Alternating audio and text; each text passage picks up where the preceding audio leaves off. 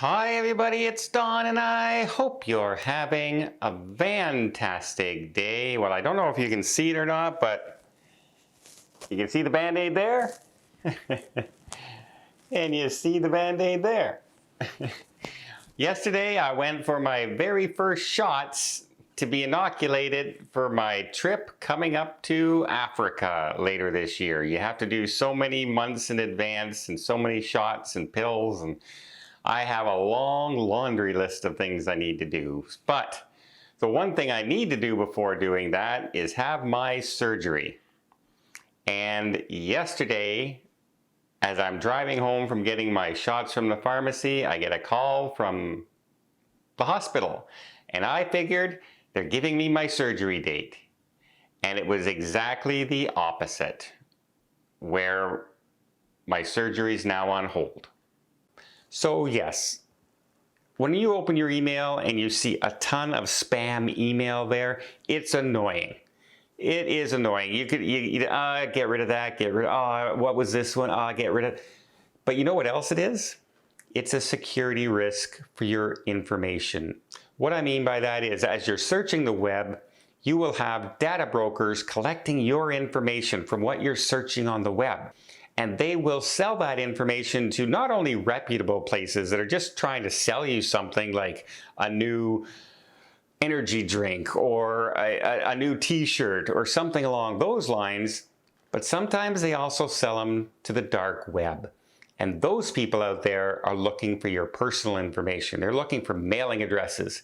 They're looking for credit card numbers, bank account numbers, your date of birth, zip code, all this information. If they get a hold of it, you would be utterly amazed at what they can do with your personal information. Just the slightest amount can put all of your credit scores and your banking in jeopardy.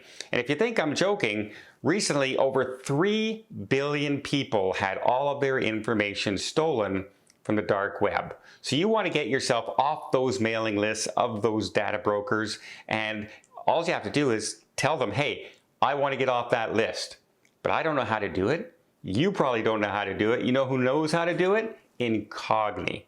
That's why I signed up with Incogni, and I saw an immediate drop in the amount of spam email I get. They contact the data brokers for you, get you off those mailing lists, and it also helps protect you from possible scams, etc., from the dark web, getting your information stolen out there, which can be an absolute nightmare to fix.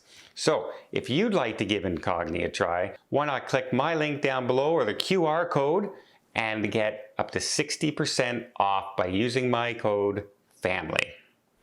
I'm glad I did, and I'm sure you will too. So that's right. Apparently what happened, because I, told my doctor that I had seen and everything that I'd really like to get the surgery as fast as possible. If we're going to do the surgery, let's do the surgery as fast as possible. My radiation, doctor, he absolutely agreed. He said, yep, that's the best option. We can always look at radiation after if we need it. And I said, great. So that was the story. And so she put it into the general pool of the surgeons that work, the whole team that works there.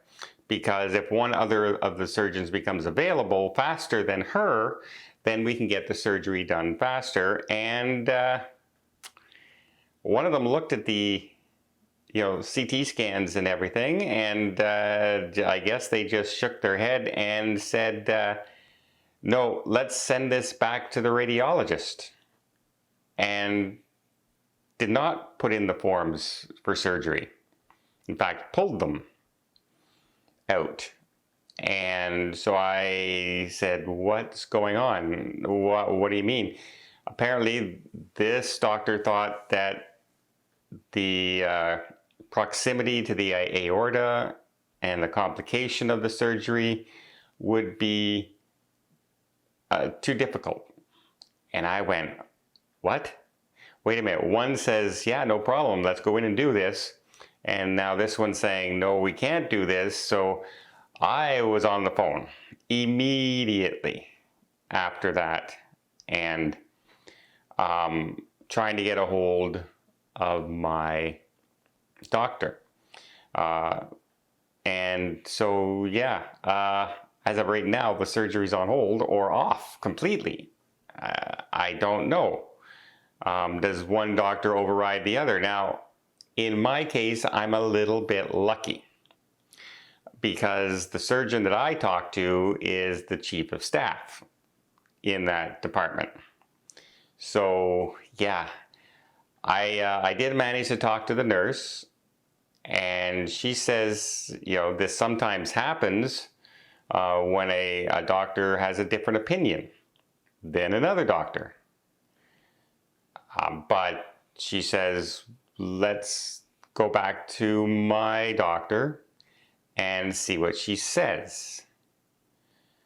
She says there is a possibility that, because of the differencing of opinion, that they may change their mind completely and want to go another route. In fact, somebody has set me up an appointment now with chemotherapy to talk to them about taking chemotherapy instead of the operation. Perhaps to take chemo to see if they can shrink, the nodules at all, and then maybe go in for the surgery after that. If they're, if they're smaller, they pull away a little bit more from the aorta. I'm really not sure of the whole procedures on it. I really don't want to go through chemo again if I don't have to. Radiation is one thing, but my preference is obviously the surgery. And I am now patiently waiting for my doctor to call me, and we'll have to see what happens. So, yeah. Okay, it's Future Dawn here. My doctor called this morning, and after me waiting and finding out about the chemotherapy and everything, and she says, okay, surgery's back on. She's going to do it. She's put it back on her. Now, the troublesome part of this is that she's busy. She's the chief of staff. So, she has a lot of these cases, and she does more of the more complicated surgeries as well. So it may take a little longer for me to be called in for the surgeries. And who knows what that's going to do with my schedule for my Africa trip. Might throw it all out of whack. I'll know more by the end of this month. I have till, I think, the 6th of next month to do my final payment for my Africa trip. And if it looks like it's not going to line up properly, then what I'm going to do is see if I can move it to another date sometime in the future. Trouble is, it's selling out, right? There's not a lot of rooms left at the camp I was going to. There's only one of the type of cabin or tent that I was staying in that they have. So I would have to find an empty week, and it's going to be much more expensive because it's more at the peak peak safari time. I was going literally the week before the peak period. And so I actually got a little bit of a deal where my 4th night was free. So I saved 1 night out of my 7 nights there. But yeah, the good news is at least the surgery seems to be back on. My doctor says, yeah, no, I'm doing it. Don't worry about it. It just might take a little longer to schedule me. So yeah, a little bit of a scare there. A little bit of a scare. Not going to do my surgery. What the heck were they talking about? But I just found out literally at 10 o'clock this morning. So there you go. Well, I hope you appreciate this update. Sorry if I scared some people out there, but I always promise to keep everybody updated with everything that's going on, so there's no surprises down the road if anyone's traveling with me, etc.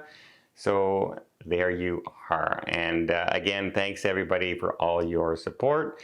And if you want to support me some more, how about just hit that like button, maybe hit that subscribe button if you haven't done so already. And until next time, have yourself a safe and a great vacation.